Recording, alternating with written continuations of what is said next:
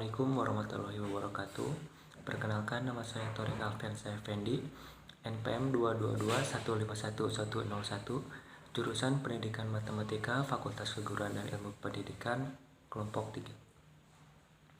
Video kali ini saya buat untuk memenuhi salah satu mata kuliah Filsafat dan Sejarah Matematika dengan dosen pengampu Bapak Dedi Nurjamil, Doktorandes Magister Pendidikan.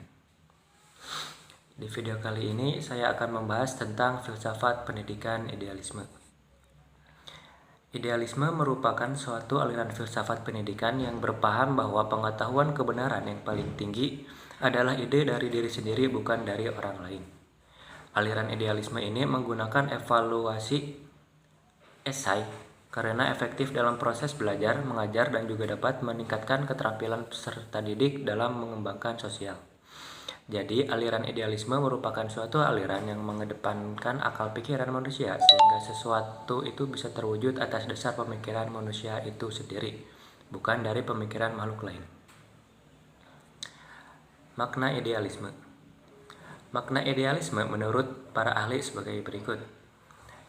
Yang pertama, menurut Hermann Homme mengatakan idealisme merupakan pandangan yang menyimpulkan bahwa alam merupakan ekspresi dari pikiran, juga mengatakan bahwa substansi dari dunia ini adalah dari alam pikiran, serta berpandangan bahwa hal-hal yang bersifat materi dapat dijelaskan melalui jiwa. Yang kedua, menurut Ahmad Tafsir, mengemukakan bahwa dalam kajian filsafat, idealisme adalah suatu penekanan. Idealisme adalah doktrin yang mengajarkan bahwa hakikat dunia fisik hanya dapat dipahami dalam ketergantungannya pada jiwa atau min dan spirit atau roh. Istilah ini diambil dari idea, yaitu sesuatu yang hadir dalam jiwa. Yang ketiga, menurut Georg R. Kneip menguraikan bahwa idealisme pada mulanya adalah suatu penekanan pada realitas ide gagasan, pemikiran, akal pikir daripada suatu penekanan pada objek dan daya-daya materi. Idealisme menekankan akal pikir atau min sebagai hal dasar atau lebih dulu ada bagi materi, dan bahkan menganggap bahwa akal pikir adalah sesuatu yang nyata, sedangkan materi adalah akibat yang ditimbulkan oleh akal pikir.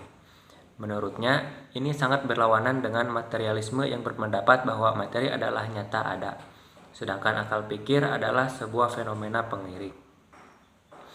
Kesimpulan dari ketiga pengertian di atas dapat dipahami bahwa idealisme merupakan suatu aliran filsafat yang mempunyai pandangan bahwa hakikat segala sesuatu ada pada tataran ide.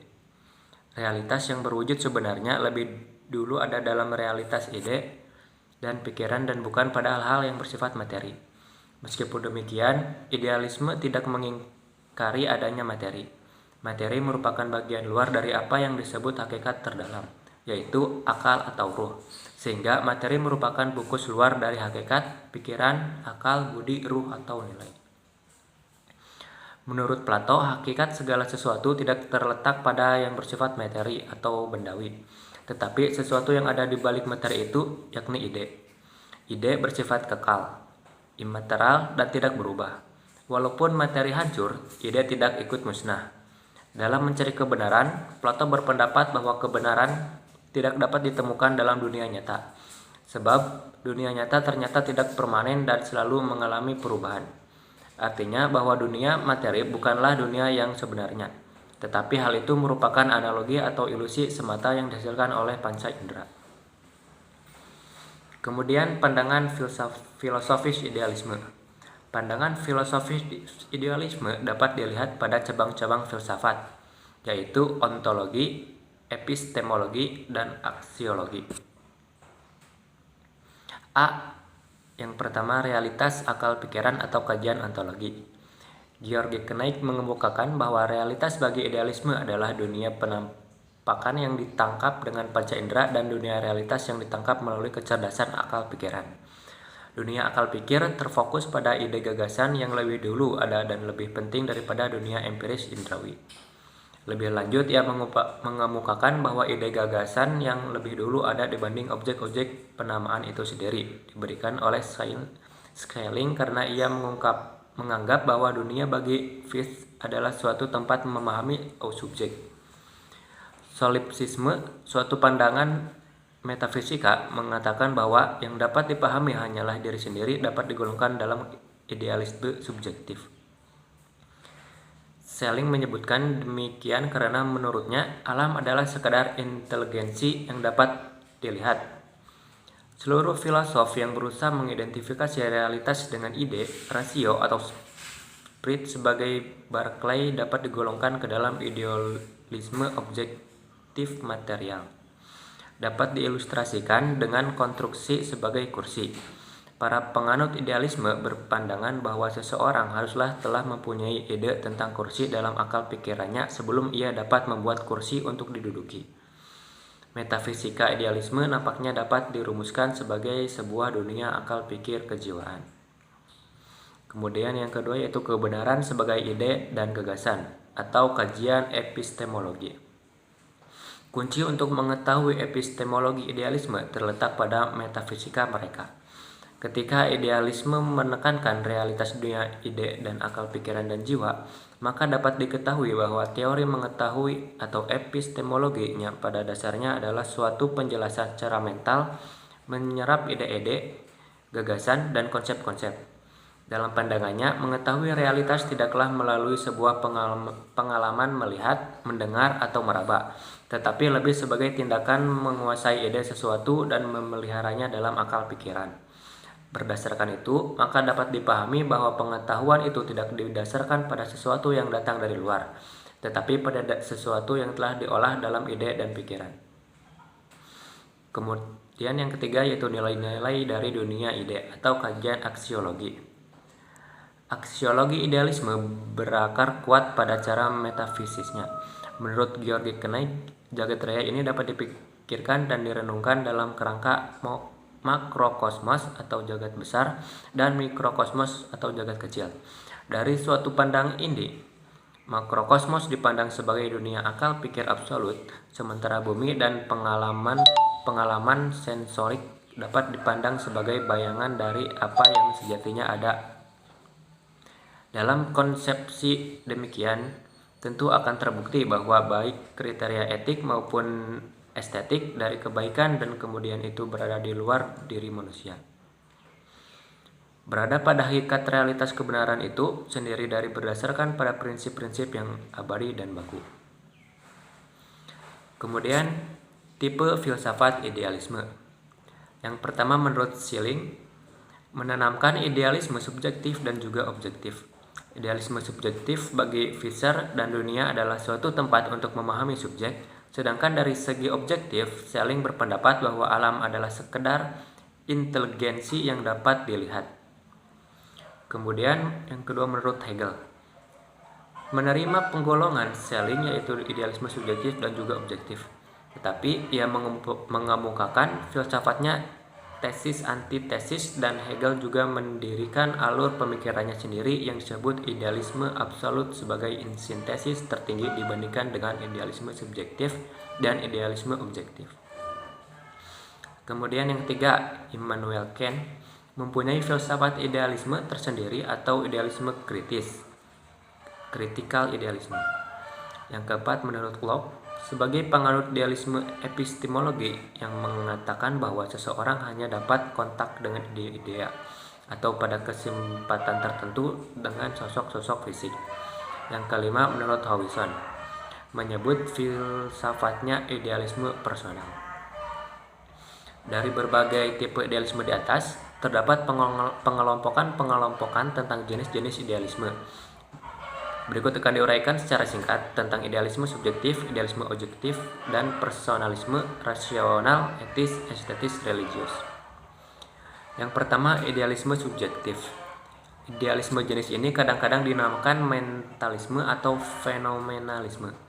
Seorang idealis subjektif akan mengatakan bahwa akal dan persepsi-persepsinya atau ide-idenya merupakan segala yang ada, tetapi hanya ada dalam akal yang mempersepsikannya.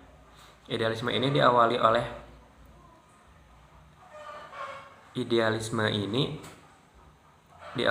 oleh Berkeley yang lebih suka menamai filsafatnya dengan nama immaterialisme. Menurut Hegel, arti makna atau nous bukanlah sesuatu yang dimiliki tiap-tiap manusia, melainkan manusia menjadi alat nous yang meliputi seluruh alam semesta.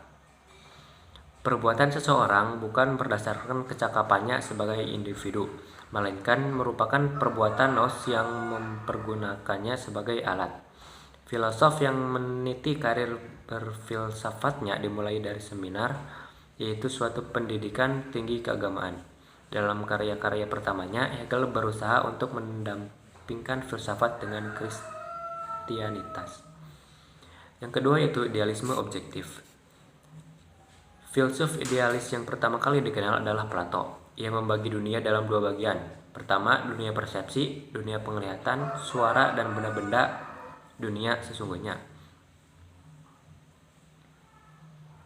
Dunia yang konkret ini adalah temporal dan rusak dan bukan dunia sesungguhnya, melainkan sebagai bayangan atau penampakan saja. Kedua, terdapat alam di atas alam benda, yaitu alam konsep, idea, universal, dan esensi yang abadi. Ketiga yaitu idealisme personal. Idealisme muncul sebagai proses terhadap materialisme mekanik dan idealisme monistik. Bagi seorang personalis, realitas dasar itu bukanlah pemikiran yang abstrak atau proses pemikiran yang khusus, akan tetapi sesuatu jiwa atau seorang pemikir. Yang keempat, idealisme rasional. Menurut idealisme rasional, hakikat manusia adalah kesanggupan untuk berpikir. Aristoteles menggolongkan jiwa vegetatif, animal, dan human ke dalam jiwa manusia. Jiwa manusia menunjukkan ciri-ciri yang khas. Kesanggupan manusia untuk berpikir disebut nous. Yang kelima yaitu idealisme etis. Menurut idealisme etis, hakikat manusia adalah kemauannya.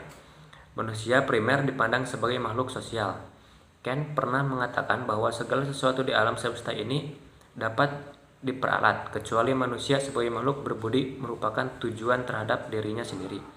Dengan perkataan lain, manusia bukan diperalat, melainkan memperalat.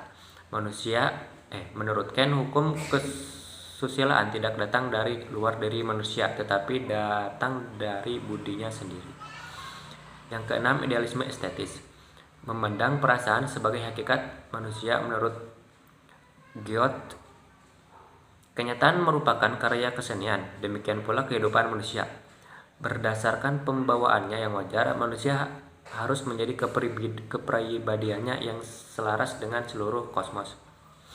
Yang ketujuh, idealisme religius. Idealisme religius memandang kepercayaan sebagai hakikat manusia.